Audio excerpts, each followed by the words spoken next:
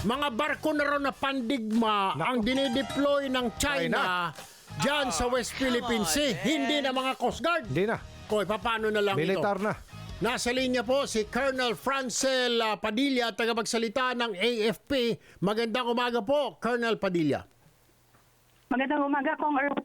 Magandang umaga, Sir Aljo. Morning. Magandang umaga po sa inyong mga taga-subaybay po. Ma'am, ang tanong natin ngayon, di ba dati we do not deploy our Navy para bumaba, ma-de-escalate ang tension dyan. Pero paano po ito?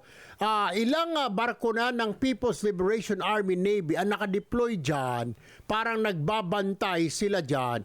Samantalang tayo, puro mga Coast Guard pa lang. What is our answer to this? Though we don't want to escalate the situation, pero how is this, man? Parang hindi naman po yata balanse, Colonel. Sir, ibigay ko muna yung statistics, no? So, Alright. from the period, sir, ng 30 July to 05 August, ang CCG vessels po ay 12 and ang PLA Navy po is 3.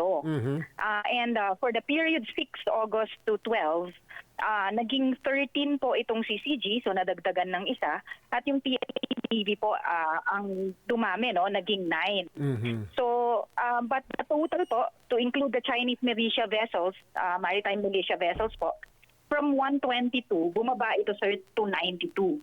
So, Kong Erwin, no, hindi naman tayo siyempre magsuspeculate kung ano yung purpose nila. But sa side ang sandatahang lakas ng Pilipinas, sir, no, patuloy naman po tayo nagpapatrolya dyan.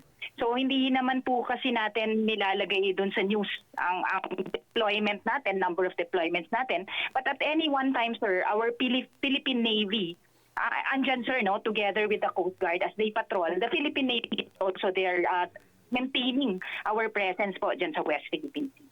Hindi kaya, ma'am, somebody told me na baka tinutulak na ating puwersa papasok sa ating lugar at sila naman ay inching closer.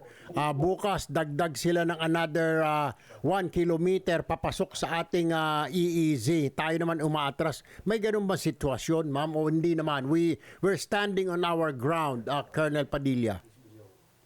We are standing on our ground, sir. Ang sinabi niyo, sir, no, nagsasagawa po tayo ng patuloy, sir, na malawakang maritime patrols. Yun. Ang evidence dyan, sir, is yung ating nakita, sir, no, yung nung sa Escoda Shoal, nung may kahina-hinala pong reports dyan, pinuntahan natin yan, sir. And then, nung meron po tayong mga sort of findings na kahina-hinala, hindi na natin binitawan yan, sir. No? Yan. So, hindi na nga umalis dyan ng pinakamalaki ng Philippine Coast Guard mula nung meron po tayong nakita. So with all this intensified patrols, basta naman, sir, meron tayong naobserbahan, ina-actionan po natin yan accordingly po. Yung research vessel ng China, nakita nyo pa ba dyan sa Escoda yan? Tama ba, Colonel, o umalis na? Umalis na ito, sir, no? Na-report na natin to na umalis. Okay. Pero yun nga, sir, yung path niya, we reported this also, yung path niya ang kahina-hinala kasi talagang umikot-ikot na, sir, no? Nag-zigzag siya. So that only shows na yun nga, it was conducting research. So what is important, sir, is we are able to monitor, and of course if need be, andyan tayo, sir, to react. So pag may nasasalubong naman tayo dyan, sir, like yung itong huling iniulat po ng ating West Mincom Deputy Commander, sinashadow na natin ito, sir, no? And we are the ones who are issuing challenges po. Okay. Panghuli na lamang, Colonel Padilla, kailan daw po makikita ng mga tiga-Palawan, lalo yung mga nakatira po sa Pag-asa Island ng mga Palawenyo, yung ating mga fighter jets? We have 12. Wala raw po silang makita ron. Is it possible po ba, or is there a plan na kahit na once a day pumasyal man lang yung mga fighter jets natin at i-station na sila dyan sa Puerto Princesa? Kasi kung dito sila sa Basa, what is the purpose na dyan sila sa Basa? Our situation right now, Nandyan, ang problema natin, ang situation natin, dito po sa may West Philippine Sea. Wala po dito sa Luzon, kundi nandyan po sa West Philippine Sea.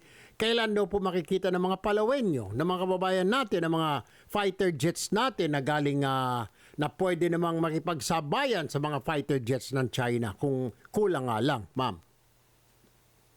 Kung Erwin, no, ito naman pong deployment ng ating fighter jets na well-planned, sir. Okay. It depends po on the risk, sir, no, the risks that are in place.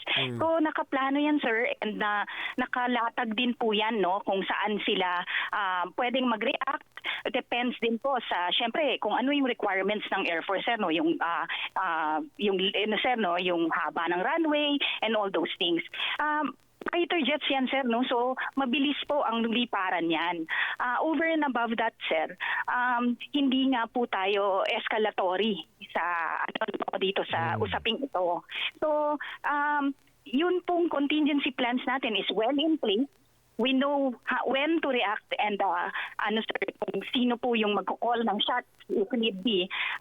Rest assured, sir, no, sa ating mga kababayan na ang Armed Forces of the Philippines po, we have all the necessary sir, no, plans that are in place in any eventualities po.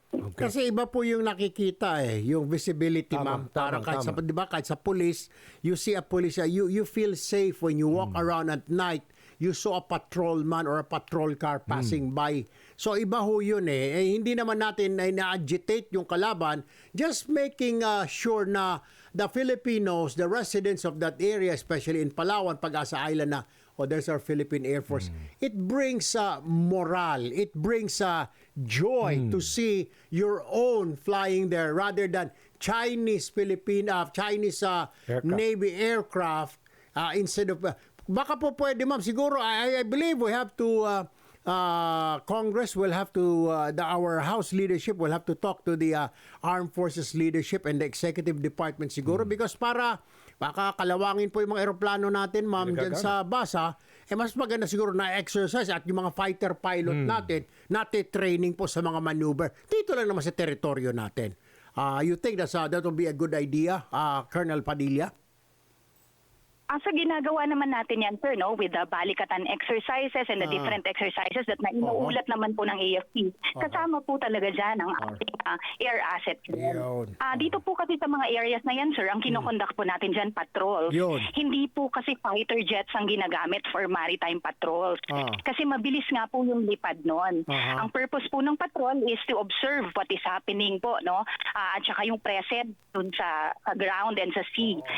So, kaya nga po, ibang type of aircraft ang ginagamit for maritime patrols.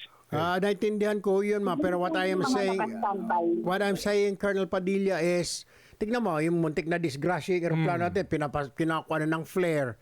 Tingin ko, fighter jet ho yun. So siguro, kailangan din natin to show them na, hey, we're watching, we also have that capability. Yun lang naman po sa akin, baka pwede ho natin, I know, wala sa pay grade mo yan to suggest that, kundi kahit ho ako, kailangan siguro ng mas mataas sa akin to do this, to plan this out. Anyway, Colonel Padilla, maraming salamat po at magandang umaga po sa inyo. Mabuhay po ang Sandatahang Lakas ng Pilipinas. Maraming salamat po, sir, and patuloy po ang inyong Sandatahang Lakas po, sir, no, that we will do our mission of protecting our sovereignty, come what may po. Thank you po. Thank you.